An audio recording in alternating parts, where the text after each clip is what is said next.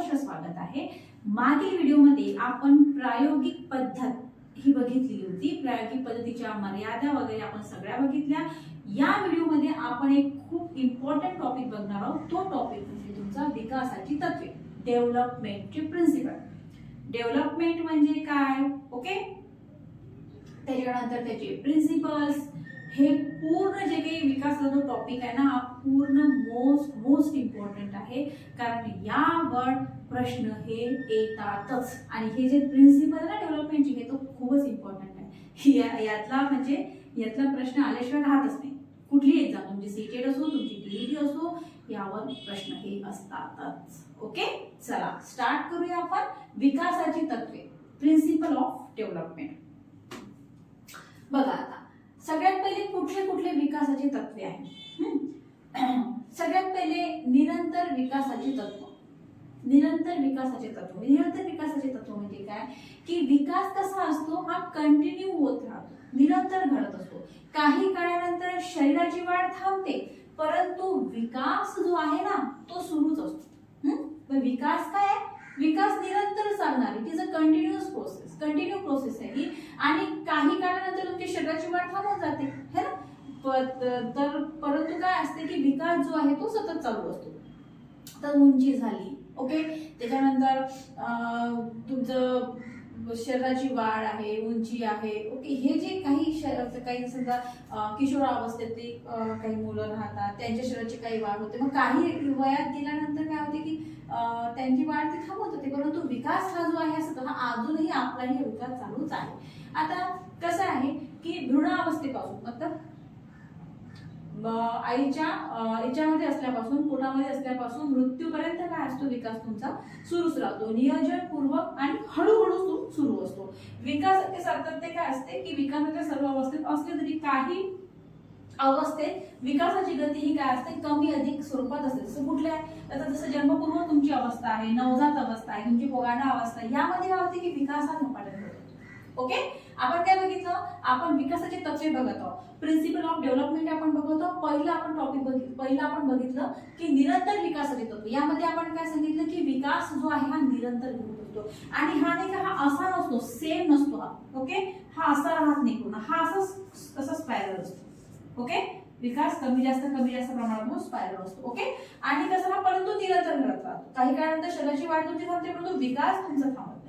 हे विचारतात बरं की विकास काय असते, कंटिन्युअस प्रोसेस आहे की कुठली प्रोसेस, विचारतात प्रश्नामध्ये। आता कसं असते की भ्रूणावस्थेपासून मृत्यूपर्यंत विकास चालू असतो, नियोजनपूर्वक आणि कसा हळूहळू होत असतो।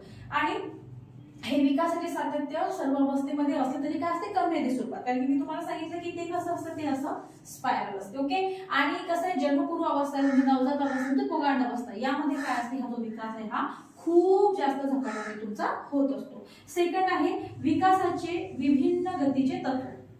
आता विभिन्नता व्यक्तीच्या विकासाच्या गतीमध्ये आढळते आणि ही विभिन्नता आयुष्याच्या संपूर्ण काळामध्ये टिकूनही राहते। थर्ड आहे सामान्यकडून विशेषाकडे विकास, व्हेरी मोस्ट इम्पॉर्टंट, सामान्यकडून विशेषाकडे विकास। आता बालकांचा विकास हा काय असतो की सामान्यकडून विशेषाकडे होते। मी तुम्हाला उदाहरण सुद्धा देते। आता बघा, हॅरलॉक जे आहे ना, ते काय म्हणतात की विकासाच्या सर्व अवस्थांमध्ये बालकांच्या प्रतिक्रिया विशिष्ट बनण्यापूर्वी सामान्य प्रकारची असते।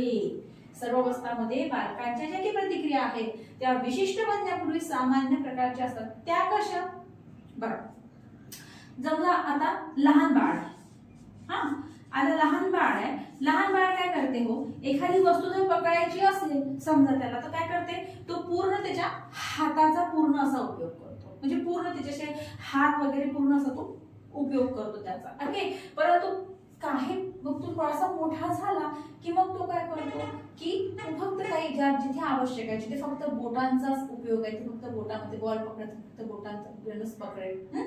त्यानंतर बटन जर समजा त्याला एखादं सुरू करायचं असेल तर फक्त बोटाच्या साहाय्याने लावेल। सुरुवातीला काय करतो, पूर्ण हाताचा उपयोग करतो, पूर्ण आपल्या गोष्टी करतो, म्हणजे तेव्हा सामान्य असते त्याचा हे, परंतु मग धीरे धीरे काय असते की तो विशिष्ट बनतो। ओके, या पुढचं विकासाचे तत्वे आता आपण बघूया। लक्ष द्या, आपण विकासाची तत्वे बघत आहोत। विकासाच्या तत्वामध्ये वैयक्तिक भिन्नता, इंडिव्हिज्युअल डिफरन्सेस, कसं असते, विकास हा जो आहे ना हा व्यक्तिपरत्वे काय असतो, हा वेगवेगळा असतो। प्रत्येक व्यक्ती एकसारखा नसतो. मी किंवा तुम्ही, आपल्यामध्ये भरपूर साम्य आहे. तुम्ही वेगळे आहात, मी वेगळी आहे.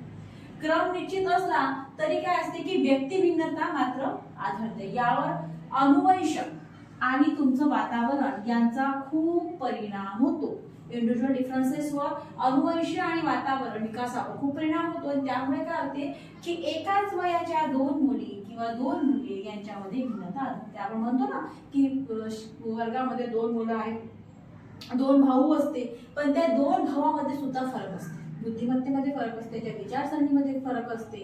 का? कारण की अनुवंश आणि वातावरण यांचा परिणाम त्याच्यामध्ये. दोन वेगवेगळे मुलं, ते दोन भाऊ बहीण सुद्धा, ते सुद्धा वेगवेगळे असतात, है ना. कारण की प्रत्येक व्यक्ती हा युनिक आहे. प्रत्येक व्यक्ती हा काय आहे, हा वेगळा आहे. हा काय, हा युनिक आहे. त्यामुळे प्रत्येकाचा विकास हा वेगवेगळा असतो. मग आता विकासाचा विशिष्ट क्रम किंवा दिशा. विकास एका विशिष्ट क्रमानुसार जातो. ओके, एक त्याला दिशा असते. त्यानंतर बघा मस्तकावरती विकास. आता हा कसं असते की जन्मपूर्व अवस्थेतच प्रथम मेंदू, मग नंतर शरीर, मग हात पायाची निर्मिती होते. जन्मानंतर विकास हा कसा डोक्याकडून हा पायाकडे होतो, यालाच मस्तकावरती विकास म्हणतात. याचा अर्थ प्रश्न आलेला आहे की हा विकास म्हणजे काय होते. ते काय असते, डोक्याकडून पायाकडे होतो तुमचा. ओके, त्यानंतर हा अक्षानुवर्ती विकास आहे. हा शरीराच्या मध्यभागापासून दोन्ही भागांकडे हा विकास तुमचा होत असतो. आता बघा, विकासावर अनुवंश आणि वातावरण यांचा खूप जास्त प्रमाणात परिणाम होतो. प्रश्न येतो, वातावरण आणि अनुवंशाचा परिणाम होतो की नाही, तो होतो. विकासावर अनुवंश वातावरण यांचा खूप जास्त प्रमाणात विकास होतो. विकासाच्या विभिन्न अवस्था आहेत. गर्भावस्था आहे, अर्भकावस्था आहे, त्याच्यानंतर आणखी आपण करून टाकू, करून टाकू, भरपूर अवस्था आहे त्याच्या. आणि प्रारंभिक काळ हा खूप महत्त्वाचा असतो. विकासाचा जो तुमचा प्रारंभिक काळ आहे तो तुमचा फार जास्त प्रमाणात हा महत्त्वाचा असतो. प्रारंभिक काळ जो आहे तो तुमचा फार जास्त प्रमाणात हा महत्त्वाचा असतो. ठीक आहे, इथे आपल्या प्रिन्सिपल ऑफ डेव्हलपमेंट झालेली आहे. प्रिन्सिपल ऑफ डेव्हलपमेंटच्या नोट्स जर कुणाला पाहिजे असतील तर त्यांनी मला कृपया माझ्या कमेंट बॉक्समध्ये त्यांनी संपर्क साधावा, त्यांना मी ते प्रोव्हाइड करेन. हे झाले आपले प्रिन्सिपल ऑफ डेव्हलपमेंट. आपण प्रिन्सिपल ऑफ डेव्हलपमेंट बघितलेले आहे. प्रिन्सिपल ऑफ डेव्हलपमेंट फार इम्पॉर्टंट आहे. प्रिन्सिपल ऑफ डेव्हलपमेंट पेपरमध्ये येतात. ठीक आहे ना. हे तर म्हणजे जे हे आहे ना, मस्तकानुवृत्ती विकास, अक्षानुवृत्ती विकास, त्याच्यानंतर अनुवंश वातावरणाचा परिणाम होतो की नाही, हे सगळं येतं. ठीक आहे, या व्हिडिओमध्ये एवढंच. आता आपण इथेच थांबू. पुढील व्हिडिओमध्ये आणखी नवीन टॉपिक मी तुमच्यासाठी घेऊन येतो. तोपर्यंत थँक्यू.